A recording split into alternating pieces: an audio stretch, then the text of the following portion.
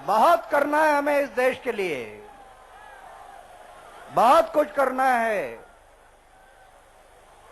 अरे गरीब लोगों को जीना मुश्किल हो रहा है। किसानों के क्या हालत है। किसान माल खाए मदारी और नाच करे बंदर। ये किसानों की हालत है कृषि प्रधान भारत देश में कि माल खाए मदारी और नाच करे बंदर। इसको हमें बदलना है। सब ये बदलना है आगे के लिए। आज कई लोग हमारे देश में सिर्फ खाने के लिए जी रहे, खाने के लिए, और कई लोग जीने के लिए खा रहे। क्या इसको हम कहेंगे मेरा भारत महान? कई लोग खाने के लिए जीते और कई लोग जीने के लिए खा रहे। कई लोग क्या क्या खाऊं इसलिए जी रहे, क्या क्या खाऊं, और कई लोग क्या खाऊं इसलिए जी रहे। इसको हमें बदलना है। यह सब बदलना है। अभी सरकार की कोशिश चल रही है। सवेरे पार्लियामेंट में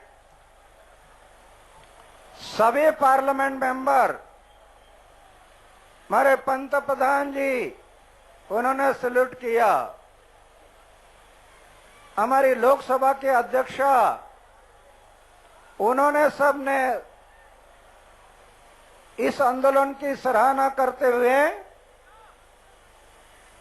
प्रशंसा की। वो मेरी नहीं, आप लोगों की है।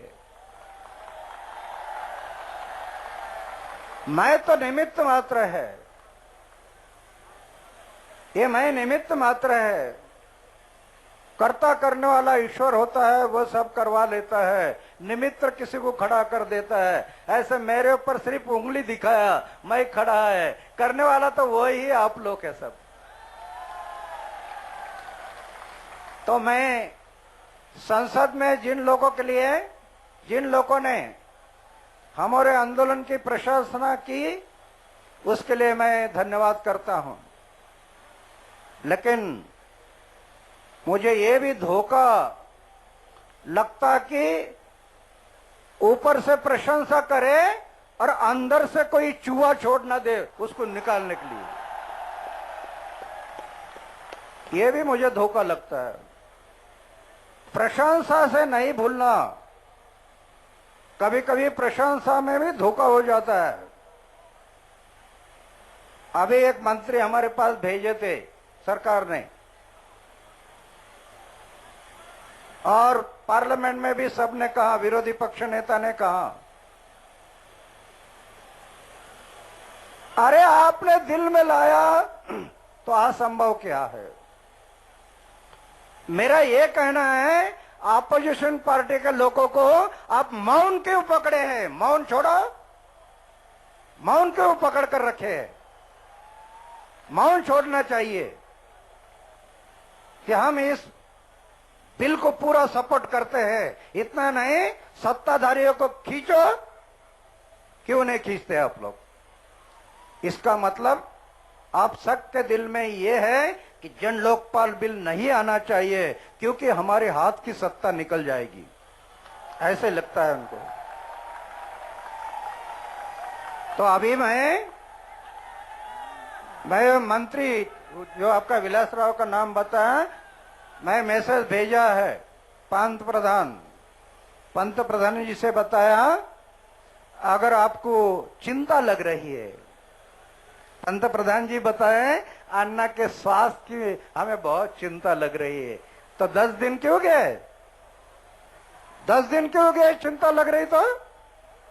और 6 महीने से हम बात कर रहे हैं, फिर भी आप कुछ बोल नहीं रहे। आज बोलते चिंता लग रही है। अरे असल में चिंता इन लोगों को लगी है। एयर कंडीशन बैठने वालों को कोई चिंता नहीं, चिंता तो इन लोगों को लगी है। एयर कंडीशन में बैठने वाले लोगों को क्या चिंता लगेगी? तो मैं अभी मैसेज भेजा कि आप ये बिल को लाना चाहते हैं, हमारा जन लोकपाल बिल। तो शुरू शुरू में कल से पार्लियामेंट शुरू जब होगी तो पार्लियामेंट में इस बिल के बारे में चर्चा शुरू कर दो। इस बिल के बारे में चर्चा शुरू कर दो। मैं तो पूर्ण 3 मुद्दे हमने सजेशन किए हैं, उसको पार्लियामेंट में लाओ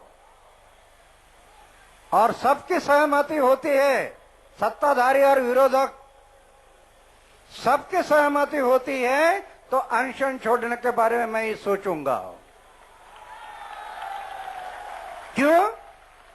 मेरे सामने वो गरीब आदमी है, गरीब आदमी है। ये तीनों प्रश्न गरीबों के प्रश्न हैं। कहीं पर भी जाओ पैसे दिए ना काम ही नहीं होता। पैसे नहीं दिए, कल आ जाओ, परसों आ जाओ, नरसों आ जाओ, चक्कर काटने के लिए लगाते हैं। अरे वो आपके मालिक है ना, मालिक को चक्कर काटने के लिए लगाते हैं। राष्ट्रपति ने आपको नियुक्त किया है गवर्नमेंट सर्वेंट। गवर्नमेंट है जनता और सर्वेंट है सेवक। आप जनता के सेवक है, आप चक्कर काटने के लिए लगाते हैं। तो मैं इसलिए उनको भेजा, गांव से लेकर मंत्रालय तक सभी ऑफिसर लोकपाल के दायरे में लाना चाहिए। ये चर्चा के लिए शुरुआत कर दो। सब ऑफिसर, बीडीओ, तहसीलदार, वहां से गांव से ग्राम सेवक से लेकर सब लोकपाल के दायरे में लाओ। गांव का कोई भी नागरिक है, राइट इंफॉर्मेशन, सूचना के अधिकार से कोई जानकारी लेता है, ये नल योजना हमारे गांव में हुई है, इसको कितना खर्चा हो गया, क्या क्या उसका काम किया, मुझे जानकारी दे दो। जानकारी मिल गई, उसमें करप्शन हो गया, भ्रष्टाचार हो गया। अब ये नागरिक आज वो नल योजना का भ्रष्टाचार लेकर जाता बीडीओ के पास, बीडीओ सुनता नहीं। फिर वो नागरिक सीओ साहब के पास जाता, सीओ साहब, वो भी सुनता नहीं। फिर वो कमिश्नर साहब के पास जाता,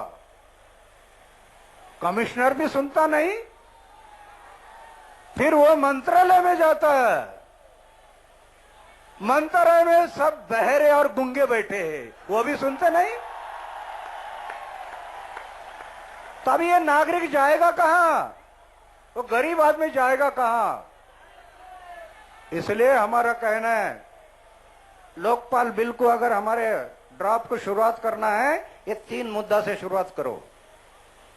एक, पहले ऑफिसरों को इसमें लाओ पूरे। अगर कोई भी ऑफिसर करप्शन किया, नागरिक ने उनको बताया कि इतना करप्शन हुआ, ऐसे ऐसे करप्शन हुआ, तो लोकपाल उस ऑफिसर को, उस ऑफिसर की जांच करेगा और जांच करने के बाद उसने भ्रष्टाचार किया है तो जेल में डालेगा, जेल में डालेगा उसको। सिर्फ जेल में नहीं डालेगा, जितना भ्रष्टाचार किया उतना पैसा उससे वसूल करेगा। उसकी संपत्ति, उसकी प्रॉपर्टी, उसके पत्नी के नाम पर जो प्रॉपर्टी है, उसके मां के नाम पर जो प्रॉपर्टी है, पिता के नाम पर जो प्रॉपर्टी है, पूरी प्रॉपर्टी जब्त करेंगे, बिक्री करेंगे और जनता का पैसा जनता के तिजोरी में जमा करेंगे। ये है, ये हमारी मांग है। शुरुआत करो चर्चा के लिए कल से पार्लियामेंट में कि सब ऑफिसर हम इसके दायरे में लाने के लिए तैयार है, तो गरीब आदमी को चक्कर काटने की जरूरत नहीं पड़ेगी। कोई भी आदमी दफ्तर में जाता है, अपना एप्लीकेशन देता है, तो हर दफ्तर में उसको एप्लीकेशन काउंटर पर, कंप्यूटर पर फीड होगा, कंप्यूटर, और उसको एसएमएस नंबर दिया जाएगा, नागरिक को एसएमएस नंबर, और उसका जो अर्जी है वो वो कंप्यूटर में फीड होगा और वो नागरिक अपने घर में बैठकर देखेगा कि मेरा काम कहां तक आया है, उसको दफ्तर में जाने की जरूरत नहीं। ये है लोकशाही, ये है गणतंत्र, ये है प्रजातंत्र। तो शुरू करो, हम उनको बताया है, शुरू करो कल से असेंबली में कि पूरे दफ्तर के पूरे ऑफिसर हम लोकपाल दायरे में लाने के लिए तैयार है। एक दूसरा, हर राज्यों में लोक आयुक्त लाने के लिए तैयार है, हर राज्यों में। अरे लोकपाल तो सिर्फ सेंटर का करप्शन बाहर निकलेगा, राज्यों का क्या होगा? राज्यों का करप्शन बाहर निकलना है तो जितने पावर लोकपाल को है उतने ही पावर लोक आयुक्त को होगा। और वो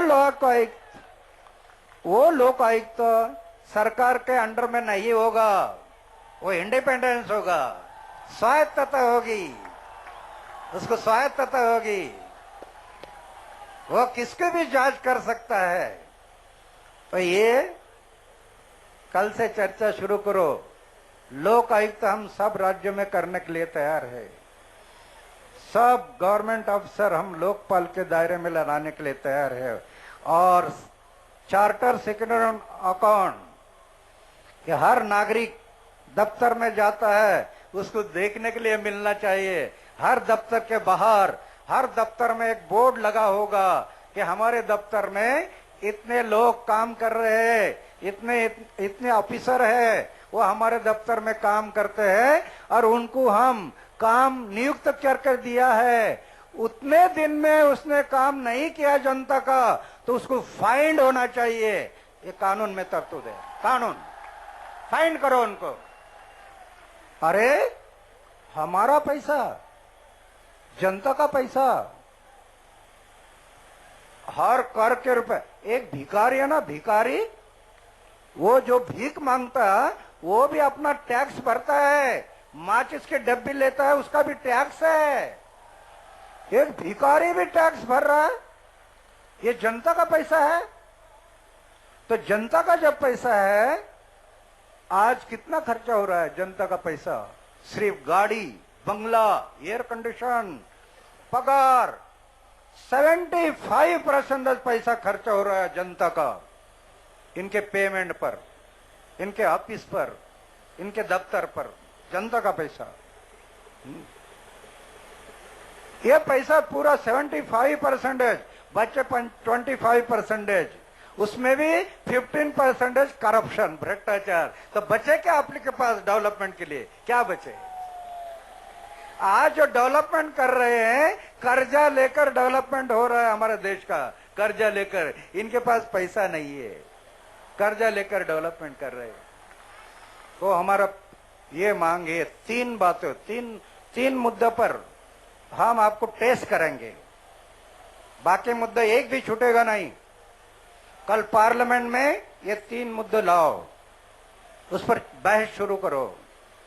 सत्ताधारी और विरोधक दोनों की अगर सहमति हो गई तो मैं अनशन छोड़ूंगा, लेकिन धरना इधर ही रहेगा जब तक सब पॉइंट नहीं छूटते। सब मुद्दे जब तक नहीं पूरे होते हैं तब तक मैं इधर ही बैठूंगा। सिर्फ मेरा अनशन छूटेगा, धरना छूटेगा नहीं। ये करने की तैयारी है तो हमें बताइए। अभी गया है मैसेज लेकर, अभी क्या मैसेज आता है देखते हैं। नहीं आया तो फिर से मैं बताना चाहता हूं कि जान दे, दिल दिया है, जान भी देंगे। ए वतन तेरे लिए, तेरे वजह जान भी देंगे। ये मैं तय किया मेरे जीवन में ये तय किया। शरीर में प्राण है तब तक मैं अनशन को करते रहूंगा, पीछे नहीं हटूंगा।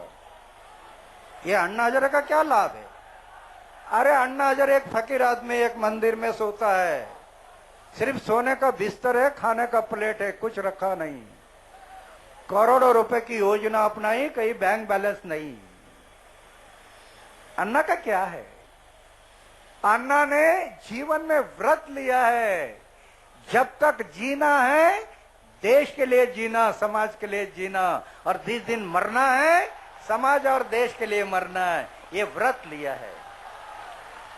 और ये व्रत लेने के कारण अगर सरकार ने नहीं मान लिया तो मैं जीव शरीर में प्राण है तब तक मेरा अनशन नहीं छूटेगा।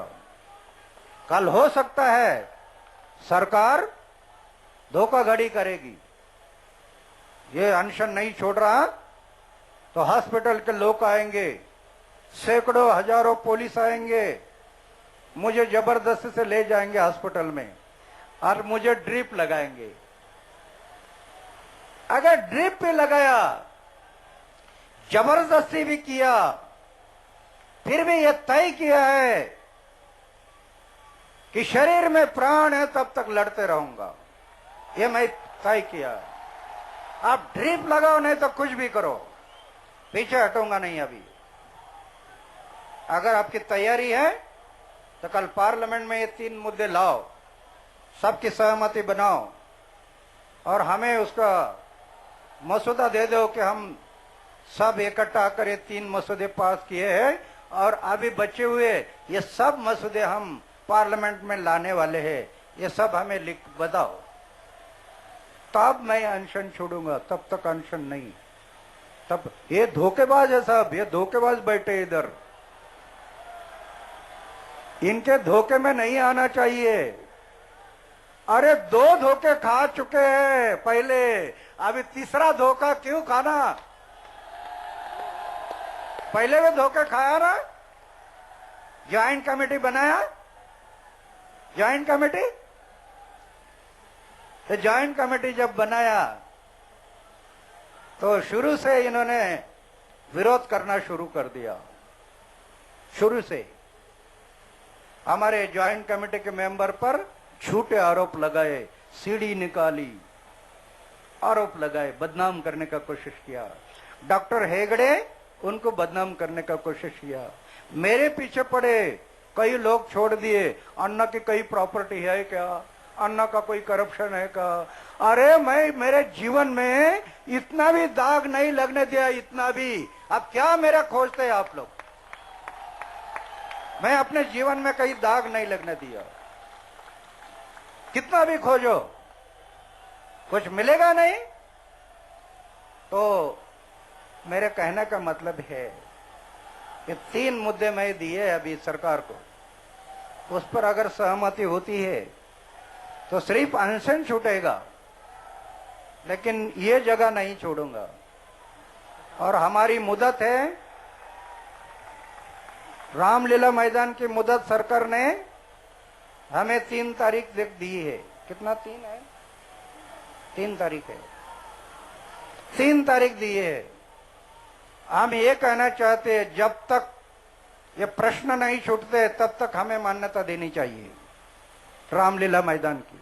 जब तक ये सब प्रश्न नहीं छूटते तब तक हम बैठे रहेंगे, और नहीं बैठने दिया तो जितने लोग आप है ना, चलो जेल भरो, चलो जेल भरो।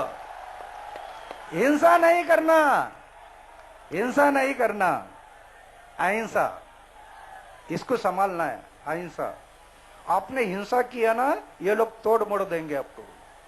इनकी शक्ति बहुत बड़ी है, इनके पास बंदूक है, राइफल है, स्टेन गन है, लाठियां है, सब चलाना शुरू कर देंगे। आप देखते हैं ना, 10 साल हो गए, कोई हिम्मत होती है किसी की? क्यों? अहिंसा। गांधी जी ने हमें वो मार्ग दिखाया, अहिंसा। अहिंसा के मार्ग से जाना, हिंसा नहीं करना कभी, हिंसा। तो ये 3 बातों के लिए कल हम ये तय किया है कि अगर नहीं होते, अभी ये मुकर जाते 3 बातों के ऊपर, तो मेरा अनशन नहीं छूटेगा। लेकिन जितने मेरे भाई बहन हैं देश के लोग, अपने अपने गांव में, अपने अपने शहर में जितने पार्लियामेंट मेंबर है और दिल्ली में जितने पार्लियामेंट मेंबर है, सबके घर को घेराव डालो, उठना नहीं। एक एक घर के सामने किमान 15, 20, 25 हजार लोग आने चाहिए। 10-15 नहीं, ये 10-15 को उठा ले जाएंगे। 20,000, 25,000, 30,000 लोग हर एक पार्लियामेंट मेंबर के घर के सामने आना चाहिए। दिल्ली में और अपने अपने शहरों में दोनों तरफ ये घेराव डालना है। करो, चलो जेल में। अरे सवेरे नाश्ता और 2 टाइम का खाना उधर भी मिलता है, तो क्या डर है जेल में जाने के लिए? जेल ये हमारे लिए भूषण है, दूषण नहीं। जेल ये भूषण है। हमें सिखाया शहीद भगत सिंह, सुखदेव, राजगुरु जैसे महापुरुषों ने हमें सिखाया कि जेल जाने से हर इंसान की प्रतिष्ठा बढ़ती है, कमजोर नहीं होता वो। जेल जाना ये भूषण है, दूषण नहीं। हाँ, आपने मारपीट किया, चोरी किया, डकैती डाल दिया और जेल में गया तो वो दूषण है। समाज के भलाई के लिए, देश के भलाई के लिए जो लोग जेल में जाते हैं वो उनके भूषण है, उसका एक अलंकार है। वो जीवन में एक अलंकार है जेल में जाना। तो इसकी तैयारी हम सब लोगों ने रखनी है। अभी वो समय आ गया, आजादी की दूसरी लड़ाई में ये सब बातें हमें करनी है। तो अभी थोड़ा सा कमजोरी के कारण मैं ज्यादा ना बोलता हूं। मैं आप सबके लिए धन्यवाद करता हूं। जय हिंद, जय भारत। भारत माता की, भारत माता की। वंदे वंदे, इंकलाब इंकलाब। धन्यवाद।